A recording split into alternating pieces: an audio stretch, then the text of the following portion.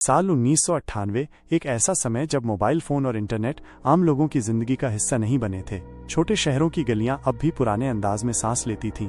दिन में चहल पहल और रात होते ही वीरानी। उत्तर प्रदेश के एक सीमावर्ती जिले सिद्धार्थनगर के बाहरी इलाके में एक सुनसान रास्ते के किनारे एक पुरानी सरकारी कोठी खड़ी थी, जिसे लोग नाम से कम और डर से ज्यादा पहचानते थे।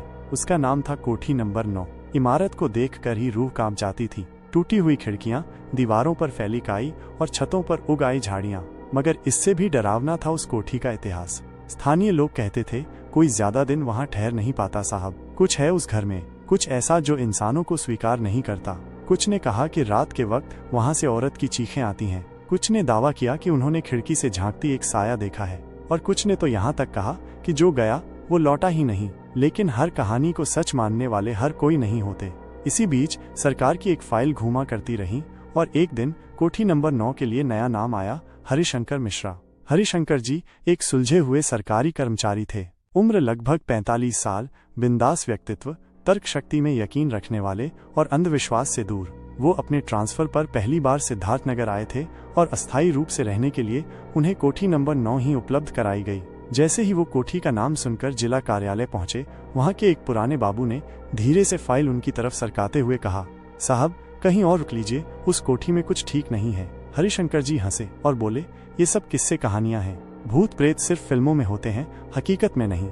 उनके इस जवाब पर बाबू ने कोई और बहस नहीं की, लेकिन उसकी आंखों में एक गहरी चेतावनी अब भी तैर रही थी। 3 अप्रैल 1998 की शाम हरिशंकर जी एक सरकारी जीप से कोठी नंबर 9 पहुंचे। सूरज ढल रहा था और कोठी के पीछे फैले पीपल के पेड़ की शाखाएं अंधेरे में स्याह साए सी लग रही थीं। कोठी के मुख्य द्वार पर जंग लगे ताले को खोलते वक्त चाबी जैसे ही ताले में घुसी, दरवाजा खुद ब खुद चरमराकर खुल गया।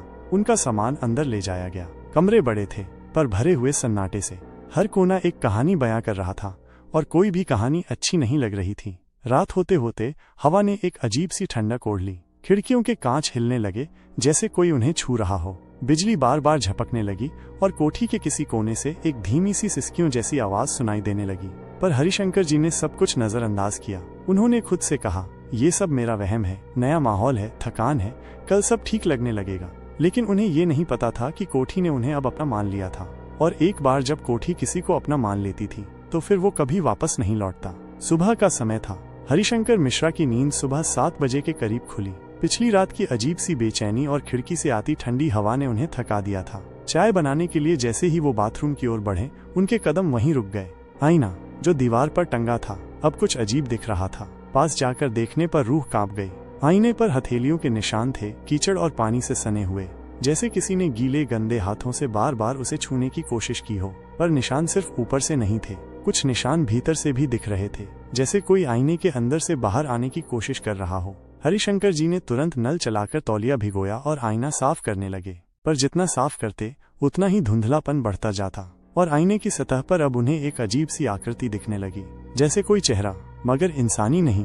आंखें खाली काली गहराइयों जैसी और होंठ जैसे कुछ बुदबुदा रहे हों। उन्हें झटका लगा और वो तुरंत पीछे हटे। कुछ देर उन्होंने खुद को संभाला, बोले थकावट है, भ्रम है, यही होगा। लेकिन दिल की धड़कन उन्हें यकीन नहीं करने दे रही थी। तीसरी रात उस कोठी की सबसे भयानक रात बनने वाली थी। रात के करीब 2:30 बजे, जब सब कुछ शांत था, पंखा धीमी आवाज में घूम रहा था और बाहर सिर्फ झींगुरों की आवाज थी, तभी एक तेज दर्द भरी चीख ने पूरे घर को हिला दिया। हा हा हा। चीख किसी औरत की थी, बेहद दर्द में डूबी हुई और गुस्से से कांपती हुई। ऐसा लग रहा था जैसे कोई अंदर ही अंदर जल रहा हो और अपनी पीड़ा से पूरी कोठी को जगा देना चाहता हो। हरिशंकर जी की नींद झटके से खुली। उन्होंने तुरंत टॉर्च उठाई, कपड़े भी ठीक से नहीं पहने, सीधे उस दिशा में भागे जहां से चीख आई थी, कोठी के सबसे अंदर वाला कमरा। वही कमरा जहां किसी को जाने की मनाही थी। कमरे का दरवाजा बंद था। अंदर से अजीब सी सरसराहट और कुछ बड़बड़ाने की आवाजें आ रही थीं, मानो कोई जमीन पर बैठा खुद से बातें कर रहा हो। उन्होंने दरवाजे को खटखटाया, कोई जवाब नहीं। हाथ रखा, दरवाजा बिल्कुल ठंडा था, जैसे बर्फ की दीवार हो। उन्होंने जोर लगाकर धक्का मारा, दरवाजा चरमराया और खुल गया। कमरे के अंदर कोई नहीं था। कमरा अंधेरे में डूबा हुआ था। सिर्फ टॉर्च की हल्की रोशनी में दीवारें कांपती सी लग रही थीं। अचानक उनकी टॉर्च जमीन पर पड़ी एक चीज पर पड़ी, एक फटी हुई लाल साड़ी। किसी ने साड़ी को बुरी तरह नोचा था। ऐसा लग रहा था जैसे किसी औरत ने मौत से पहले अंतिम बार उसे पकड़ा हो या कोई उसे घसीटते हुए ले गया हो। और तभी उनकी नजर पड़ी दीवार पर। खून से लिखा हुआ था, बचाओ मुझे।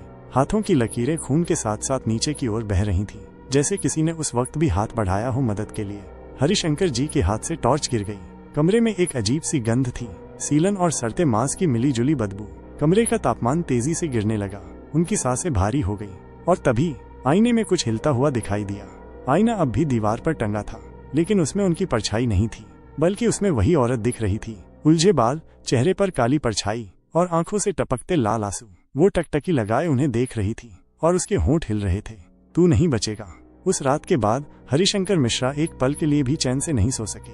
आईने ने उन्हें पहचान लिया था, और जो आईना पहचान लेता है वो फिर कभी पीछा नहीं छोड़ता। तीसरी रात के बाद हरिशंकर मिश्रा की जिंदगी में नींद, शांति और तर्क तीनों ने विदा ले ली। वो रोज आईने को हटाना चाहते थे, पर जैसे ही पास जाते उनके शरीर में एक अजीब सी झुनझुनाहट दौड़ जाती। कभी उन्हें लगता आईना खुद उनकी नजरें खींच रहा है, कभी ऐसा महसूस होता कि जब वो पीठ घुमाते हैं तो कोई उन्हें लगातार घूर रहा है। उन्होंने अपनी डायरी में लिखना शुरू किया, इस कोठी में कुछ है।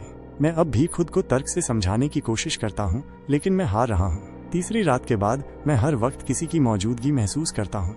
मुझे लगता है मैं अब अकेला नहीं हूँ। अब हरिशंकर जी को समझ आ चुका था कि ये कोठी सिर्फ ईंट और पत्थरों से बनी इमारत नहीं है, ये एक कैदखाना है किसी अधूरी आत्मा का। अगले दिन उन्होंने जिला कार्यालय जाकर कोठी नंबर 9 के पुराने दस्तावेज निकलवाए। पुरानी फाइलों में धूल जमा थी, लेकिन उनमें एक खून से सना अतीत छुपा हुआ था। एक फाइल में उन्हें 1991 की रिपोर्ट मिली। रिपोर्ट में लिखा था, कोठी नंबर 9 में एक महिला कविता रघुवंशी की गुमशुदगी की सूचना मिली थी। वो एक स्कूल टीचर थी और अकेली रहती थी। उसकी चीखें रात में सुनी गईं, लेकिन पुलिस जब पहुंची तो घर खाली था। ना कोई शव मिला, ना कोई सुराग, लेकिन दीवार पर खून से एक ही शब्द लिखा था, बचाओ मुझे। हरिशंकर जी की सांसें थम गईं। यही शब्द, यही कमरा, यही चीख। और तभी उन्हें याद आया, उस तीसरी रात को आईने में जो चेहरा दिखा था, उसकी आंखों में कुछ परिचित था। हरिशंकर जी ने कोठी में लौटते ही आईने को ध्यान से देखना शुरू किया। अब वो आईना एक सामान्य वस्तु नहीं लगती थी। वो जैसे सब देख रहा था, सब जानता था।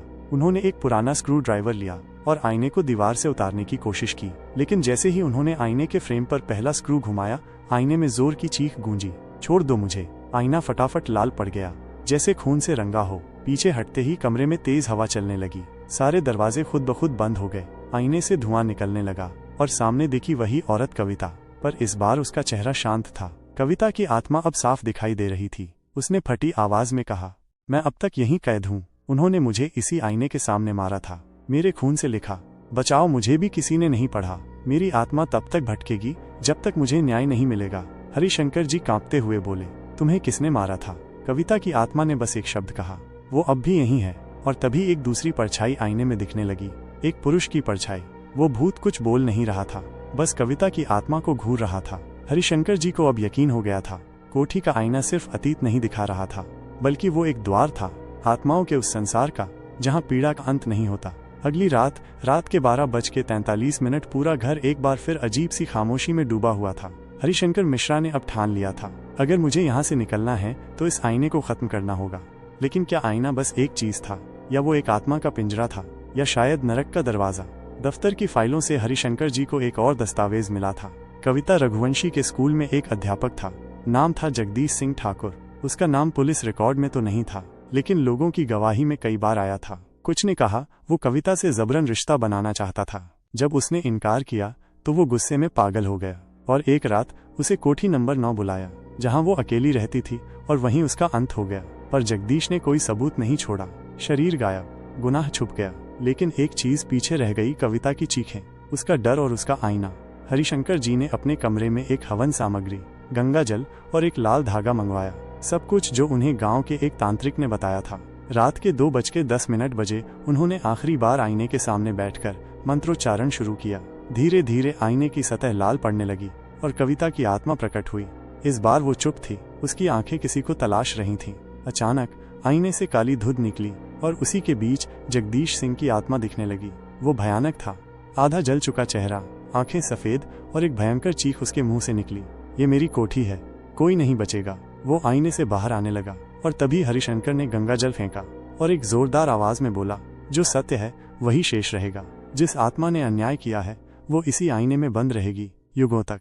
आईना कांपने लगा, दीवारें थरथराईं। कविता की आत्मा ने हाथ बढ़ाया और पहली बार उसकी आंखों में शांति दिखी। वो धीरे धीरे ऊपर उठी और एक तेज रोशनी के साथ विलीन हो गई।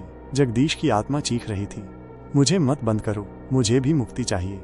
लेकिन आईना अब उसे भीतर खींच रहा था। आईने की सतह दरकने लगी और एक धमाके के साथ वो 1000 टुकड़ों में बिखर गया। सब कुछ शांत हो गया। अगले दिन हरिशंकर मिश्रा कोठी से बाहर निकले। लोगों ने देखा वो चुप थे, बहुत शांत। बस एक बात बार बार दोहराते रहे, आईने को कभी मत देखना। कुछ आईने सिर्फ चेहरा नहीं दिखाते, वो आत्मा खा जाते हैं। कुछ हफ्तों बाद उन्होंने इस्तीफा दे दिया और कहीं दूर चले गए। उनका कोई पता नहीं मिला। कोठी नंबर 9 आज भी वहीं खड़ी है। अब वहाँ कोई नहीं रहता, पर कहते हैं हर अमावस की रात उस टूटी दीवार के पास एक औरत की मुस्कान दिखती है और फर्श पर बिखरे आईने के टुकड़े अब भी कुछ बोलते हैं। कोठी नंबर 9 का दरवाजा अब भी खुलता है, लेकिन अंदर जाने वालों को सोचना चाहिए, क्या आप खुद को देख पा रहे हैं या आईना अब आपको देख रहा है? आपको ये कहानी कैसी लगी? कमेंट करके जरूर बताएं। अगर आप हमारे चैनल पर नए हैं तो चैनल को लाइक और सब्सक्राइब करना न भूलें और बेल आइकन को भी दबाएं। धन्यवाद।